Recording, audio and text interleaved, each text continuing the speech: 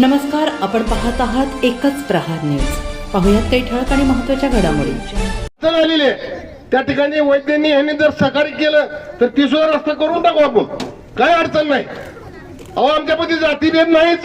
जर जातीभेद असता तर फक्त दर्ग्यावरच काम झालं असतं, राम मंदिरावर झालं नसतं, हंसराज स्वामीच्या मठावर झालं नसतं, येडे महाराजावर झालं नसतं. मला एक तुम्हाला अभिमानानं सांगतो, दर्गा रोडला एक मारुतीचं मंदिर आहे, ते रोहिल्याच्या शेतात आहे.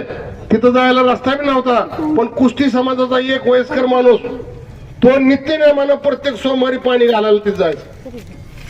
ती जाकीरबाईकडे आला. जाकीरबाई रस्ता नाही, जाता येता त्रास होतोय. उन्हाळ्यात काय नाही, पण पावसाळ्यात भीती वाटती, चौकून गवत असते. काय करू मी? जाकीरबाईनं 20 फुटाचा कॉन्क्रीट रस्ता आणि तिथं लाईट केली. दुपारा नाही तर संध्याकाळी बी गेला तरी तुला काय अडचण नाही. इतकं काम करणाऱ्या माणसाला काय डावलायचं कारण आहे का? बागवान मधल्या पिक्चर मधल्या मुलासारखं पोटाला जन्म गेला म्हणून त्यांनी काय बी केलं तर चालतंय? असं नाही. न्याय दिला पाहिजे. मी न्याय मागायला तुमच्याकडे आलोय. माझी कळकळीची विनंती आहे या सोमवार गल्लीतल्या माता भगिनीला, या सोमवार गल्लीतल्या माय बाप मतदाराला माझी कळकळीची विनंती आहे की आपण येत्या 2 तारखेला धनुष्यबाणाच्या समोरील बटन दाबून प्रचंड मताने विजय करायचा आहे आणि तानाजी सावंत साहेब आणि जाकीरबाई सौदागर यांना बळ द्यायचंय आणि पुन्हा तुमच्या सेवेत त्या ठिकाणी दाखल करायची एवढी विनंती करतो. अहो आपोआ उठवायला तर लय येते. आता काय सांगतात माळी समाजाला, तुमच्या ती जाकीरबाई आले की तुमच्या ती भाजी मंडईतल्या जागा उठवून लावणार. मग 8 वर्ष का तुम्ही नगराध्यक्ष होते काय? 8 वर्ष तुम्ही नगराध्यक्ष होते का? 9 वर्ष 8 वर्ष? अहो जाकीरबाईने जर माळी मराठा मुसलमान धनगर असा जर भेदभाव केला असता तर जाकीरबाईच्या मागे ही सगळ्या मी तर कशाला आलो असतो? मी सुद्धा नसतो आलो. मी सुद्धा स्वाभिमानी माणूस आहे. जिथं अन्याय होईल तिथं ताट बोलणारा माणूस आहे. आणि काल एक जण म्हणला उचली घेणार, कुणाला किती उचली दिलेत माझ्यापाशी रेकॉर्ड आहे ना. सावंत साहेबांची उचली कोणाकोणाला दिलेत मला माहित आहे ना.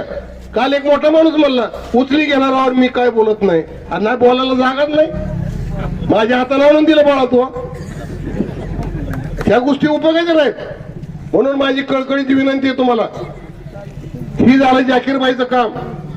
सावंत साहेबांची कामं किती आहेत? या ठिकाणी महिलांसाठी सेपरेट दवाखाना 100 खाटाचा. आज माझ्या माता भगिनीला मी बघतोय, मला दिवसातनं 2-4 तरी फोन येत आहेत. डिलिव्हरीला मुलगी ऍडमिट केली, सून ऍडमिट केली, बहीण ऍडमिट केली. आणि डॉक्टर म्हणते उस्मानाबादला घेऊन जावा. उस्मानाबादला गेल्यावर सोय होत नाही. खायचं कुठं, राहायचं कुठं? दवाखान्यातल्या डॉक्टरची ओळख नसती, तिथल्या पुढाऱ्याची ओळख नसती. जायचं कुठं? साहेबांच्या लक्षात आली. त्यांनी सांगितलं या माझ्या परांडा शहरामध्ये आरोग्य मंत्री असताना 100 खाटाचा दवाखाना शेनाकोळगाव मध्ये काम चालू आहे 3ऱ्या स्लॅबचं. खोट आहे का ते? अशाच नवनवीन बातम्या पाहण्यासाठी एकच प्रहार न्यूज चॅनलला लाईक करा, सबस्क्राईब करा, शेअर करा.